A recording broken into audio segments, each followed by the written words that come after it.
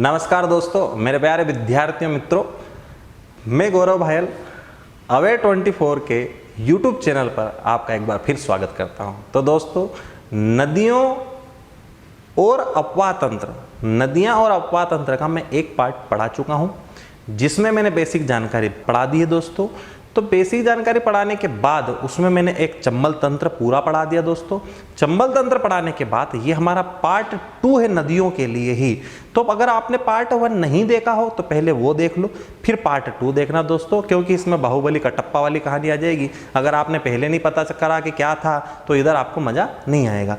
तो आगे जो कहानी है दोस्तों, उसको हमको स्टार्ट करना है। तो स्टार्ट करना है नदियां एवं अपवाह तंत्र। नदियां अपवाह तंत्र में पहली नदी है बेतवा। बेतवा के बारे में पढ़ना है, ठीक है। अब बेतवा के बारे में क्या पढ़ना है, मैप के माध्यम से हम पूरा समझेंगे, लेकिन पहले थोड़ा सा थ्योरी इसकी मैं आपको समझा देता हूं दोस्तों, फिर पूरा डायग्राम से समझाऊंगा। ये है इसकी कहानी कि बेतवा जो नदी है ये मध्य प्रदेश के रायसेन जिले के कुमरा गांव से निकलती है दोस्तों।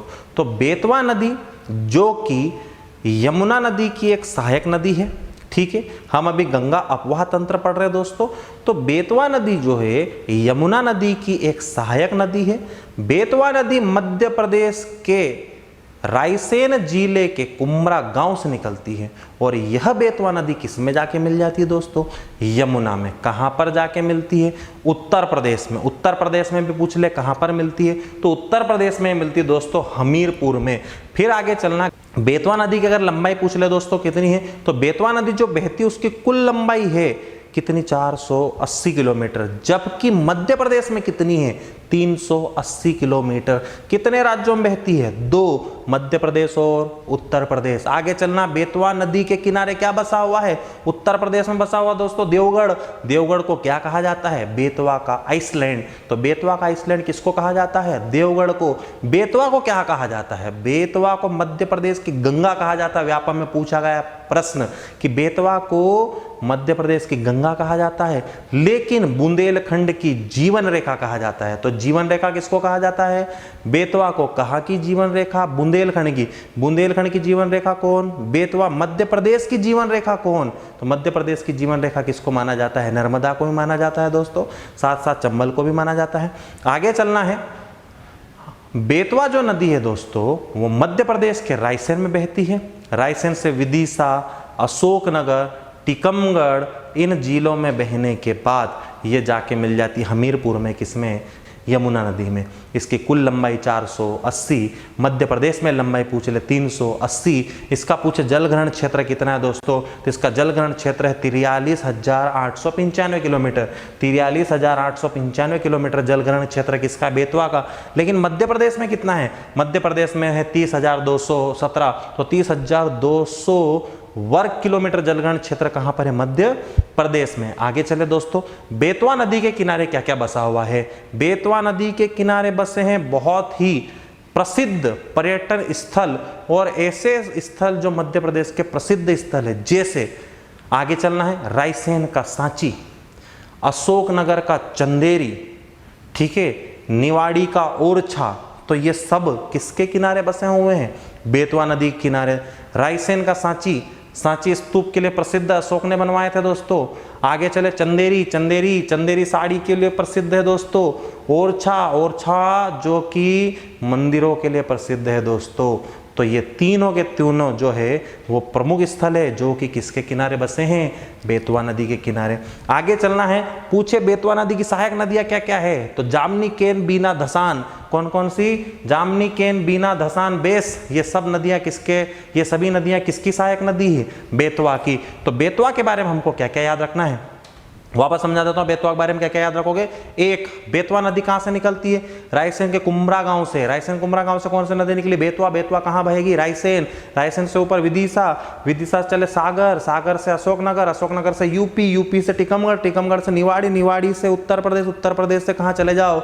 हमीरपुर। और उसमें जाके कुल मिल गई बेतवा नदी। बेतवा नदी कितने किलोमीटर बहेगी? 480। एमपी में कितने बहेगी? 380। यूपी में कितनी बहेगी? 100 किलोमीटर।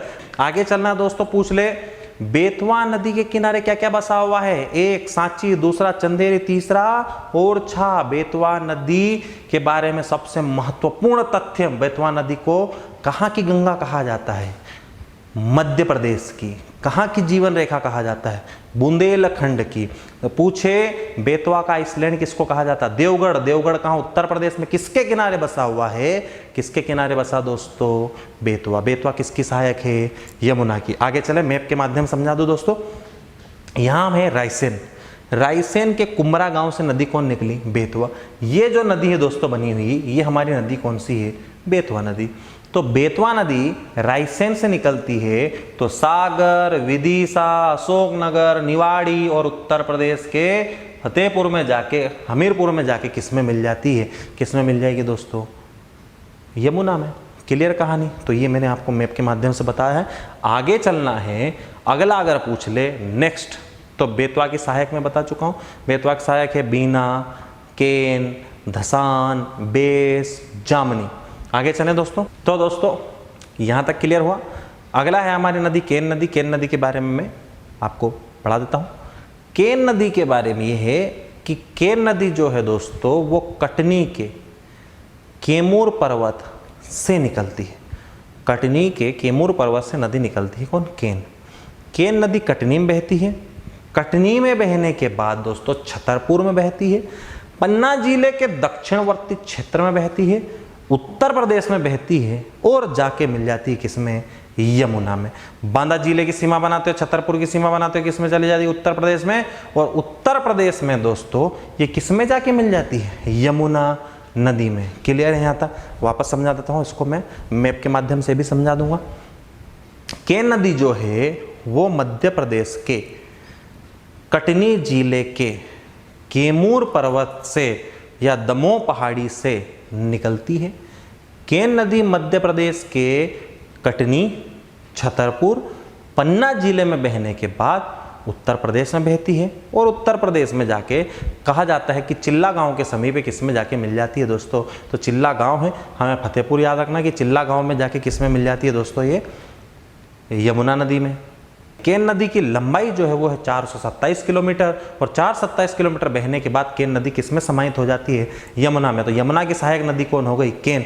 केन नदी के बारे में हम क्या और जानकारी पढ़ सकते हैं दोस्तों? तो केन नदी जो है इसकी सहायक नदियां क्या हो सकती है? तो कोपरा, वियामा, वियरना। कोपरा, वियामा, वियरना जो कि इसकी सहायक नदियां हैं दोस्तों। इसी के बारे में दोस्तों केन नदी के बारे में, केन नदी 427 किलोमीटर बहती है जिसमें से 292 किलोमीटर मध्य प्रदेश में बहती है। 51 किलोमीटर जो है मध्य प्रदेश और उत्तर प्रदेश की सीमा पर बहती है और 84 किलोमीटर कहाँ बहती है? उत्तर प्रदेश में। जो केन नदी है, ये केन नदी दोस्तों कितने किलोमीटर बहती है? 427 किलोमीटर टोटल लंबाई, उसमें से बांट देते हैं। 292 किलोमीटर जो है मध्य प्रदेश में बहेगी, 51 किलोमीटर एमपी यूपी की सीमा पर बहेगी, 84 किलोमीटर कहां बहेगी? उत्तर प्रदेश। इस प्रकार कितने किलोमीटर? 427 किलोमीटर टोटल हो गई। आगे चलना है। ये जो केन नदी है इसकी कुछ सहायक नदी है दोस्तों, श्यामी, वियरमा, मिडासन, सोनार, वेवस, बगनेरी, बाना, उर्मिल। ये किसकी सहायक नदियां हैं? केन की। तो केन की जो सहायक नदी है वो सहायक नदी है दोस्तों श्यामरी, श्यामरी के बाद वियरना, वियरना के बाद कोपरा, कोपरा के बाद दोस्तों व्यारमा, मिडासन, सोनार, वेवस, वेवस के बाद बगनेरी, बाना, उर्मिल आदि इसकी कैसी है नदियां? सहायक नदियां हैं। समझ में आ रहा हो? डाटा अच्छा लग रहा हो? तुरंत लाइक करो। लाइक करने के बाद दूसरे दोस्तों को शेयर कर दो। शेयर करने के साथ साथ सब्सक्राइब ठोको दोस्तों। सब्सक्राइब जरूरी है तो ही अगला पार्ट आपके पास आएगा और आपको और मजा आएगा। आगे चलना है दोस्तों। पांडव जलप्रपात का निर्माण केन की सहायक नदियों से ही हुआ है। तो पांडव जलप्रपात का निर्माण भी केन और इसकी सहायक नदियों से हुआ है। आगे चलना है। केन नदी में सजर नामक बहुमूल्य पत्थर पाया जाता है। मोस्ट इंपोर्टेंट, केन नदी में कैसा पत्थर पाया जाता है? सजर नामक बहुमूल्य पत्थर। पूछे किस नदी में पाया जाता है? केन नदी में। आगे चलना है। पन्ना, अजयगढ़ से लेके बांदा तक के कनवारा गांव तक प्रचुर मात्रा में पाया जाता है। तो पूछे दोस्तों ये सजर पत्थर कहाँ कहाँ पाया जाता है? सदर पत्थर पाया जाता है पन्ना में, पन्ना के साथ साथ अजयगढ़, अजयगढ़ साथ साथ बांदा तक ये नदी प्रवाहित होती है और वहां पर एक प्रकार का पत्थर, बहुमूल्य पत्थर पाया जाता है। कौन सा दोस्तों? ये पत्थर का नाम है सजर। आगे चलना। केन नदी की सहायक रनगवा नदी पर रनगवा बांध बनाया गया है जो कि 1957 में बना था। मैं बाद में पढ़ाऊंगा दोस्तों ये कि केन नदी जो है छतरपुर में है, रनगवा नदी पर रनगवा बांध 1957 में बनाया था जो कि एक परियोजना के रूप में है। पन्ना बाग आरक्षित क्षेत्र के मध्य में केन और सिरमनी नदी के संगम पर गंगो बांध निर्मित हुआ था तथा बरियारपुर बांध भी निर्मित किए गए थे। तो दोस्तों केन नदी पर ग्रेटर गंगो बांध है। ग्रेटर गंगो बांध जो है दोस्तों वो केन नदी पर है। केन नदी पर भी कहाँ है, तो जहाँ केन नदी और केन की एक और सहायक नदी है सिमरी। कौन सी नदी है, सिमरी। तो केन और केन की एक सहायक नदी सिमरी जहाँ में मिलती है वहां पर एक बांध है ग्रेटर गंगो बांध। और ग्रेटर गंगो जो बांध है दोस्तों वो बना था 1901 से 1915 के बीच में। यहीं पर एक और बांध है बरियारपुर। तो पूछे बरियारपुर बांध कहां पर है, छतरपुर में कौन सी नदी पर है, केन नदी पर। क्लियर। तो यहां तक दोस्तों हमने पढ़ा है नदियों को। नेक्स्ट जो हमारी नदी है वो है बोर्ड पर टोंस नदी। टोंस नदी से हमें स्टार्ट करना है कि टोंस को क्या कहते थे, कहाँ प्रवाहित होती, किस में जाके मिलती, किसकी सहायक नदी है। तो फर्स्ट कहानी है दोस्तों कि टोंस नदी जो है उसे पहले तमसा नाम से भी जाना जाता था। टोंस नदी मध्य प्रदेश के सतना जिले के मेहर में स्थित कैमूर पहाड़ी से निकलती है दोस्तों। और ये जो टोंस नदी है लगभग 320 किलोमीटर प्रवाहित होती है। और टोंस नदी दोस्तों मध्य प्रदेश के सतना रीवा में बहने के बाद उत्तर प्रदेश में प्रवाहित होती है और फाइनली गंगा नदी में जाके मिल जाती है। तो पूछे टोंस नदी किसकी सहायक नदी है दोस्तों, तो टोंस नदी किसकी सहायक नदी है, गंगा की। गंगा नदी की सहायक नदी कौन है, टोंस। जैसा कि बोर्ड पे है देखो, सतना के मेहर की कैमूर पहाड़ी से नदी कौन सी निकली, टोंस। टोंस नदी मेहर पहाड़ी से निकली, सतना से निकली। सतना से बहने के बाद उत्तर पूर्वी दिशा में बहती है, रीवा बहती है, उत्तर प्रदेश बहती है और किस में जाके मिल जाएगी, गंगा में। तो ये जो हमारी टोंस नदी है दोस्तों ये किसकी सहायक हो गई, गंगा की। टोंस को पहले क्या कहा जाता था, तमसा भी कहते थे। कितने किलोमीटर प्रवाहित होती है, तो ये जो नदी है दोस्तों टोंस नदी ये 320 किलोमीटर में बहती है। यहां तक क्लियर है। आगे चलना है। टोंस नदी के बाद जो हमारी अगली नदी है वह है सबसे इंपॉर्टेंट दोस्तों, कौन सी नदी, सोन। सोन नदी के बारे में क्या क्या है। सोन नदी जो है वो मध्य प्रदेश के अमरकंटक की मेकल श्रेणी से निकलती है। तो अनूपपुर के अमरकंटक की मेकल श्रेणी से कौन सी नदी निकल गई दोस्तों, सोन। सोन नदी मध्य प्रदेश, उत्तर प्रदेश और बिहार राज्य में प्रवाहित होती है। और सोन नदी जो है दोस्तों 780 किलोमीटर बहती है और कितने राज्यों में बहती है, 3। कितने राज्यों में बहती है, 3, MP, UP, बिहार। और बिहार के पटना में जाके किसमें मिल जाती है, गंगा में।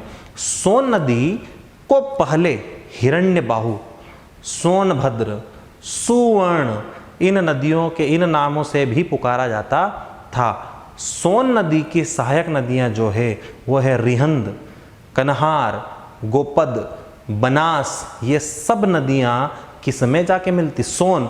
और सोन किस में जाके मिलती, गंगा में। आगे चले दोस्तों, आगे इसके बारे में बोर्ड पे थोड़ा सा दिखाया गया है कि सोन नदी गंगा के दाईं ओर में मिलने वाली एक प्रमुख नदी है। तो सोन नदी कैसी नदी है, सोन नदी जो कि दोस्तों गंगा में मिलती है किस ओर से, दाईं ओर से।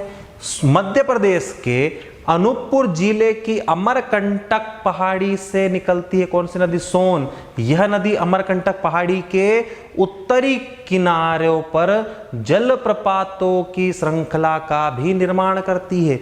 तो मध्य प्रदेश में अमरकंटक में दोस्तों पहाड़ी के जो उत्तरी क्षेत्र है वहां पर जलप्रपातों का निर्माण कौन करती है, सोन नदी। उत्तर पूर्वी ओर प्रवाहित होती है। सोन नदी कहाँ प्रवाहित होती है, उत्तर पूर्व में प्रवाहित, मध्य प्रदेश के उत्तर पूर्वी क्षेत्र में प्रवाहित होती है। और बिहार के समीप रामनगर दानापुर में किसमें जाके मिल जाती है दोस्तों, गंगा में। तो सोन किसकी सहायक हो गई, गंगा की। आगे चलना है, इसका कुछ और क्षेत्र भी दोस्तों, बहाव क्षेत्र है, लंबाई है। सोन नदी 780 किलोमीटर बहती है। साथ ही साथ मध्य प्रदेश में इसकी लंबाई 509 किलोमीटर और इसका अपवाद क्षेत्र है 17,900 किलोमीटर। तो सोन नदी जो है वो 780 किलोमीटर बहती है, मध्य प्रदेश में बहती है 509 किलोमीटर और इसका अपवाद क्षेत्र है 17,900 किलोमीटर। घग्गर जोहिला सोन की प्रधान सहायक है, यानी पूछे सोन की सबसे महत्वपूर्ण सहायक कौन कौन सी है, घग्गर जोहिला। इसके अलावा कौन कौन सी है, इसके अलावा गोपद, रिहंद, कन्हार, उत्तर कोइल आदि इसकी क्या है, सहायक नदियां। दोस्तों डाटा अच्छा लगे तुरंत लाइक, शेयर एंड सब्सक्राइब। आगे चलना है। सोन नदी गंगा के दक्षिणी भाग में मिलने वाली सबसे बड़ी नदी है। कैमूर श्रेणी और छोटा नागपुर पठार के मध्य क्या बनाती है? सीमा। सबसे मोस्ट इंपोर्टेंट, गंगा नदी की दाहिनी ओर से मिलने वाली प्रमुख सहायक नदी कौन है? सोन। सोन नदी छोटा नागपुर पठार और किसकी सीमा बनाती है? तो सोन नदी कैमूर श्रेणी और छोटा नागपुर पठार क्या बनाती है? सीमा। सोन नदी में दुर्लभ प्रजाति के क्या पाए जाते हैं? कछुए। तो पूछे दुर्लभ प्रजाति के कछुए किस नदी में पाए जाते हैं? सोन नदी में। क्लियर दोस्तों? सोन नदी में एक अभ्यारण्य भी है। अभ्यारण्य है दोस्तों सोन घड़ियाल अभ्यारण्य। तो सोन घड़ियाल अभ्यारण्य जो कि इस नदी के सीमावर्ती क्षेत्र में ही आता है, इसे में सोन घड़ियाल अभ्यारण्य भी स्थित है। साथ ही साथ वापस समझा रहा दोस्तों कि जो सोन नदी है उसमें दुर्लभ प्रजाति के क्या पाए जाते हैं? कछुए। और ये कछुए साथ ही साथ सोन घड़ियाल अभ्यारण्य में भी स्थित है। मैप के माध्यम से आपको थोड़ा सा बता दूं दोस्तों मैं कि अनूपपुर यहां पर है।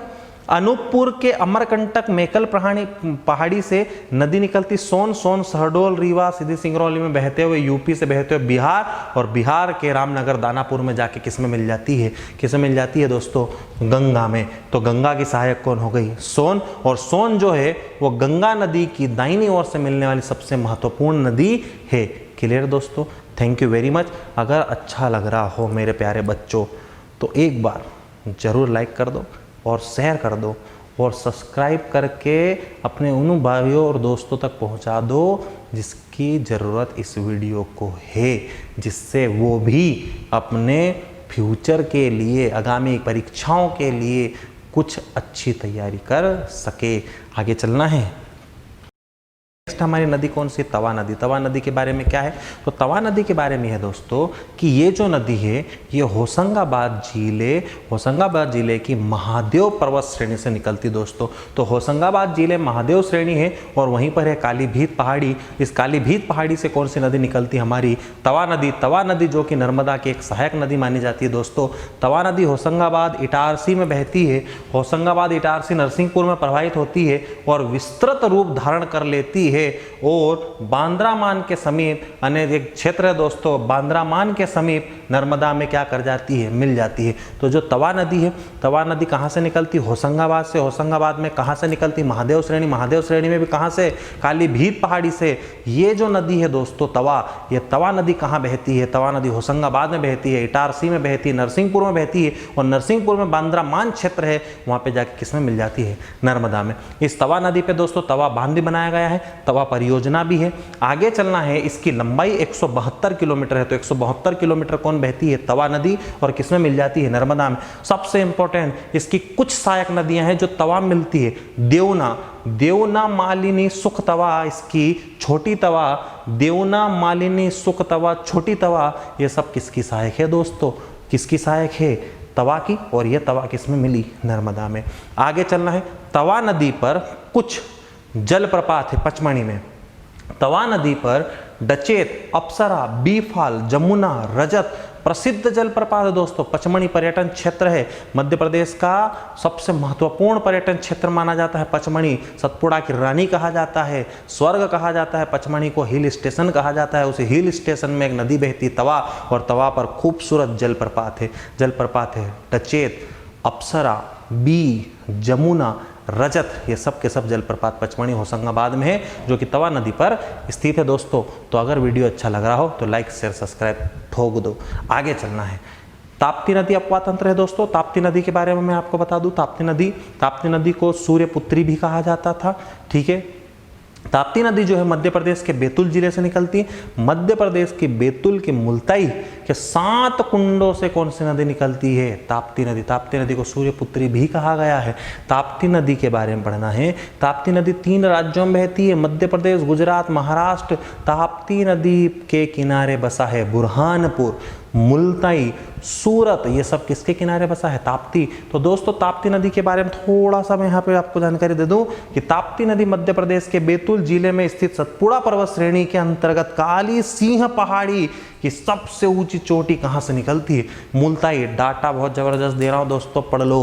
वापस बता रहा हूँ कि ताप्ती नदी मध्य प्रदेश के बैतूल जिले की सतपुड़ा पर्वत श्रेणी के अंतर्गत काली सिंह पहाड़ी की चोटी मुल्ताई से निकलती है। क्लियर है यहाँ तक? आगे चलना है। आगे जो है भ्रंश घाटी में, यह नदी भ्रंश घाटी में नर्मदा नदी के समानांतर पूर्व से पश्चिम दिशा में बहती है। भ्रंश घाटी का मतलब होता है यह नदी भ्रंश घाटियों में बहती है। जैसे नर्मदा बहती है वैसे कौन बहती है? ताप्ती। तो ताप्ती और नर्मदा एक दूसरे के समानांतर यानी कि पैरेलल बहती है दोस्तों। आगे चलना है। ये जो नदी है ताप्ती, ये एकमात्र ऐसी नदी है, नर्मदा ताप्ती एकमात्र ऐसी नदियां हैं जो जाके गिर जाती है अरब सागर या खंबात की खाड़ी में। तो ताप्ती नदी जब खंबात की खाड़ी में गिरती है दोस्तों, तो ये एस्चुरी का निर्माण करती है। एस्चुरी को ज्वार नदमुख कहते हैं। तो ज्वार नदमुख का निर्माण या एस्चुरी का निर्माण पूछे कौन सी नदी करती है? ताप्ती नदी। ताप्ती नदी। आगे चलना है ताप्ती के बारे में। ताप्ती नदी को सूर्य की पुत्री, सुरसुता, तापी, पयोष्णी, गर्म जल वाली नदी भी कहा जाता है।